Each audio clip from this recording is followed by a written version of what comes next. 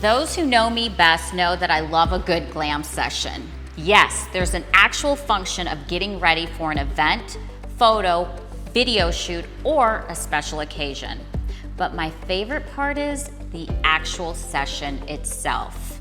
My next guest is an entrepreneur who, in my view, is a creative genius that took her passion and made it into one of Chicago's most beloved businesses, Blowout Junkie. It's a Chicago-based blow-dry bar that is all about the experience, style, and glam. I'm sitting down today with Nicole Karkalis, co-founder of Blowout Junkie, to talk about the highs and lows of business, entrepreneurship, and how these three badass sisters built this business.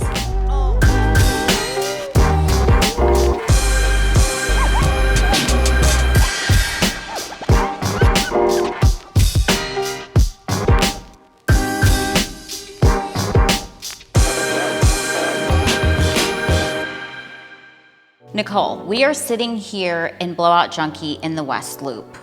Let's talk about how this whole concept started with you and your sisters. I started this business with my sisters. It was about 7 years ago. We opened up our first location in River North. My mom, who's a single mom, has always pushed us to do something together. So we knew we wanted to, we just didn't know what it was. Since I have very curly hair, my sisters have very, very curly hair. We've been getting blowouts all the time, but it was always a struggle to find a really great stylist, a really great salon, and great hours. Yeah. So we decided, you know what, a blow-dry bar in Chicago would be amazing to open. So I brought the idea to my sisters, and I told them either we do it now or I go straight into CPS and start teaching. And we thought it would be a perfect opportunity to do it.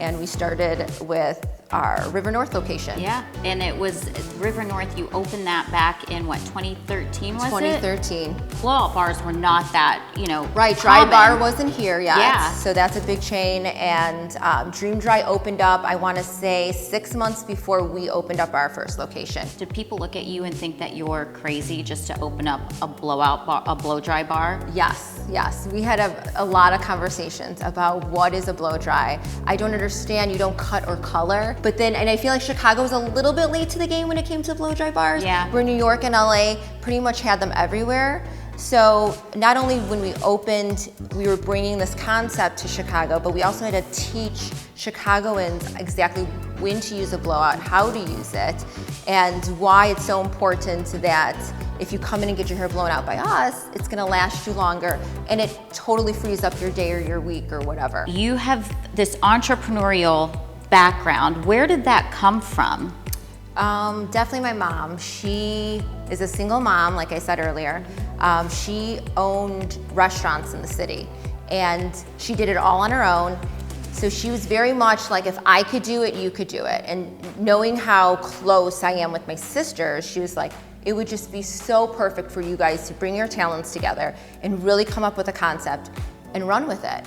And so she was behind us forever. And we got to watch her build her businesses, and then learn as she goes. So she definitely was a good example of what you could do. Yeah, and entrepreneurs usually have somebody within the family that has done it that they could be able to emulate. So you sisters had your mom. Speaking of sisters, so Dora and Tina, which are not here, one of the founders of Blowout, two of the founders of Blowout Junkie. How is that working with your sisters? How do you separate the sisterhood and the relationships from that? The business aspect and the sisterhood aspect of that. We are very close, so that's definitely great. And I think we just really respect each other on what they have to offer. Yeah. And we try to stay within our lane. The fact that there's three of us, there's never a tie, so we are able to usually squash things and figure out what the next step is right away. And then, because we are family, we can fight and get over it. Yeah. So that's just something that we've always had, and it works with this business because there are times where we're having a business meeting and we might not agree, and then the next thing you know, we're at a birthday party together. And we just we're able to let that sit and then move on to what the family is doing and what we're doing currently. Well, you guys, I mean, one of the things that I have always admired about you and your sisters is you are very close. And then how you've built this, and each of them have their own respective careers that they do. And you guys are moms. You women are moms. Yes. How do you juggle that, Nicole? Like being a mom and being a sister and being a businesswoman and a wife. How do you balance all of that? You know what? I think a lot has to do with who you surround yourself with. So I feel like I have a lot of strong women, so that's helped me be a strong mom. But then I also have a very strong partner in life, right? And he's very supportive and encouraging. So it's just having that community around you, that with people that you trust and respect. I feel like that's when you're in a position to be able to create something like this and wear so many hats. You know, not that it's perfect all the time, but it's just, it's the fact that you have people to lean on. And they're supportive, and they're my biggest cheerleaders. My husband was my biggest cheerleader. My sister is my mom, so. It takes an army. Running a business is not easy. You've had, you know, I'm sure you've had a lot of highs and lows. What are some of those highs and lows that you could share with somebody that is looking to open up their own business? In the beginning, I'll share a story where we brought on, there was 3 of us, and we were actually gonna bring on another partner, someone that was actually in the hair industry, because our backgrounds, I'm not a stylist, right? My sisters aren't stylists, and we assumed that we would need someone to help us through this. And you know what, that person backed out and it didn't work out, and I'll never forget that phone call of hearing that. And you know what, moving through that moment and seeing that things are still gonna move on and that we could do it in other ways was such like an epiphany, because that helped me, because there were so many other doors that closed down the line, you know, but I knew that wasn't going to stop me, because I felt like I went through the hardest thing, a partner pulling away, not coming in. So once I was able to get through that, I feel like I was ready for all the other blows that would come along the way. You know, I've heard this time and time again with your entrepreneurial style and other people out there that are entrepreneurs. When they hear no, they look no in the face and take it as a challenge, and no means yes. And that's like the biggest key of being an entrepreneur. Like, you're gonna hear no. You're gonna have those moments where you feel as if the whole world is caving in on you. But like you said, you have to look it in the face and just keep moving forward. Yeah, you gotta work through it. You gotta work through it.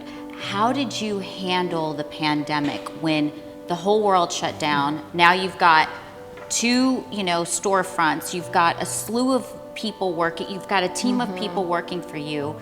And then you're in the process of opening up your 3rd location. Right. How did that all work out for you? That was definitely a learning experience in the moment.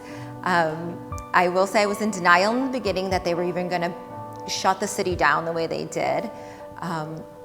But I think the fact that I had my sisters to lean on, I am so thankful for that, because we didn't have the answers, and no one had the answers. I was calling all my friends that own businesses or doing things similar to what I'm doing, trying to find out, what do I do in this moment? Because like you said, I had about, I want to say 25 employees, and everyone's looking to me on what do we need to do. Obviously I take that to heart. I have to make sure everyone's okay. How were you able to gain the confidence of your customers back to be able to come back in and open up safely again?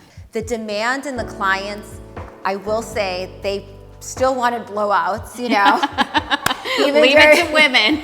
We still gotta look good no matter what. Even if there's a tsunami coming, it's like, make sure my hair and makeup's on point. At least I'll take it away. I look fabulous. It's so crazy, but yes, which is great. I'm like, thank God. You know what? It had to do a lot with my team. I'm very fortunate being in the business for about 7, almost 8 years now. I have employees, team members that have been with me since day one. I wanted to form a community where you actually care about your coworkers, right? And it has to be a community where we all work together, because it's not just one person. Blowout Junkie isn't just one person, you know, it's not just me, it's really my team. It's everyone behind the scenes coming together, and especially after the pandemic, you know, I needed everyone, and I needed everyone to wear multiple hats too. I wasn't just asking them to come back as a stylist, I was asking them to come back as also manager, reception, cleaning up, sterilizing everything, keeping the clients safe, getting the right information out even to our clients, because things were changing so rapidly that was hard even to even keep up with all the communication. You know, being able to make sure that team that's around you is a team that's going to work with you. Not for you, but with you.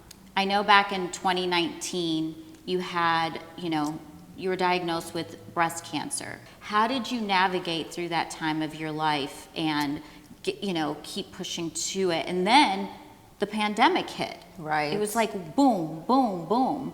You know what, I think again, it goes to my team, my people around me.